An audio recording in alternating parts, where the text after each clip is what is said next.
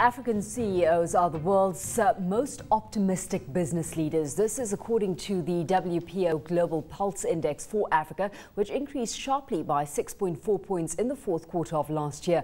Khutso Mampuela, who's chairman of the Young Presidents Organization for the Africa region, joins us now for more detail on this. Khutso, thanks so much for joining us this morning. Good morning. Let's drill down into the detail here. I mean, you're talking about the Global Pulse Confidence Index.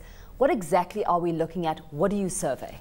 We survey among all YPO members from around the world, YPO, WPO members, which amounts to about 20,000 members from around the world in 130 countries. And we get a sample of approximately 2,400 CEOs participate in this survey to give us a sense of their own sentiment regarding how their business plans are going to evolve going forward. Were you surprised by the fact that Africa's business confidence sits the highest in the world? I think the level of optimism surprised me somewhat, pleasantly so, I must quickly add, because we know that the world is finally focusing on Africa as an investment destination, but the extent to which the optimism has been sustained has been quite pleasing to me, so I was pleasantly surprised. If you look at the growth rates in Africa, generally 5%, 6%, we're hearing, we talk every morning to Kenya, and there are a lot of companies there that are growing. Do these young presidents, I also want you to define what a young president is, who are these guys and girls, is there a correlation between where they are? In other words, because their companies and their sectors are doing well in those countries, they're naturally more optimistic? Absolutely. It is very much attached to the members and where they are operating from. In fact, our survey now, if there is something to be criticized about, is that it's far more biased towards South Africa, because most of our members are are based in South Africa, not necessarily South African, but are based in South Africa.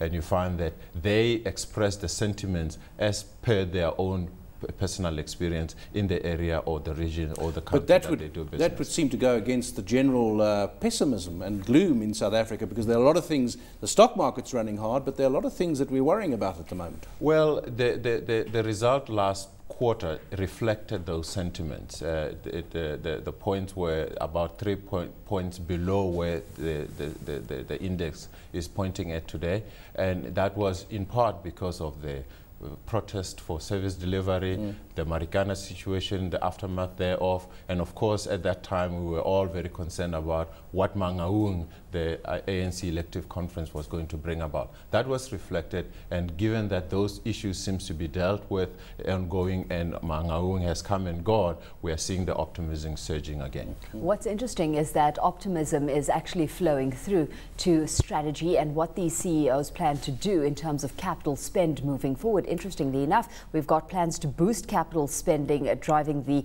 fixed investment component of the index. Take us through that and, looking specifically at where money's looking to be spent. Absolutely. I think this has been a pleasing development, and we spoke about this the last quarter, where we looked at the pessimism that was prevailing at the time regarding Asia, specifically China, because there was a slight slowdown.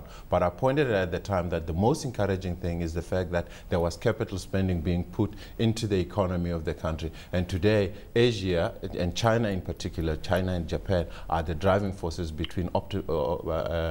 behind optimism as far as Asian countries are concerned. And the same applies here in Africa. We find that most CEOs are saying we're going to be putting more money into infrastructure particularly, and there is going to be money invested also as far as energy as well as the mineral resources is concerned. And that ultimately in the long run tend to go anti-cyclical to make sure that the economic growth is sustained. What are the young presidents? We never quite got to that a moment ago. Absolutely. Very briefly, the Young President is a network of CEOs from around the world.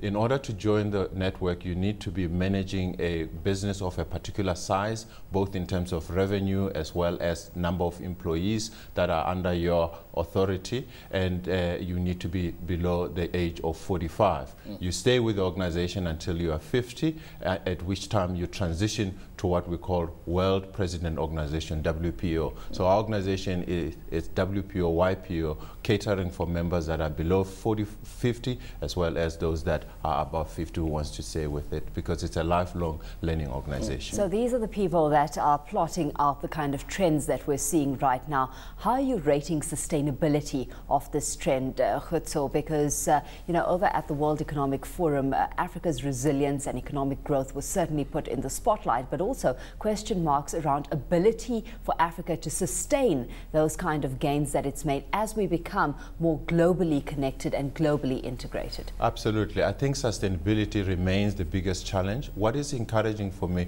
is first and foremost the capital spending that is going into building a foundation for sustainable economic activity. Secondly is that I think it's fair to say that from around the continent, issues around reforms, both on a physical as well as a social political side, are being addressed to make sure that we are going to be able to sustain. Remember, Africa has got 70% of its population is less than 30 years old. And so in order for us to really make sure that this is sustained, we need to invest in the youth, we need to invest in the infrastructure. And I think gradually countries from around the continent are starting to pay attention. This is not to say that we don't have problems, but I think we are long past the days where, as the economists said, that Africa is the hopeless continent.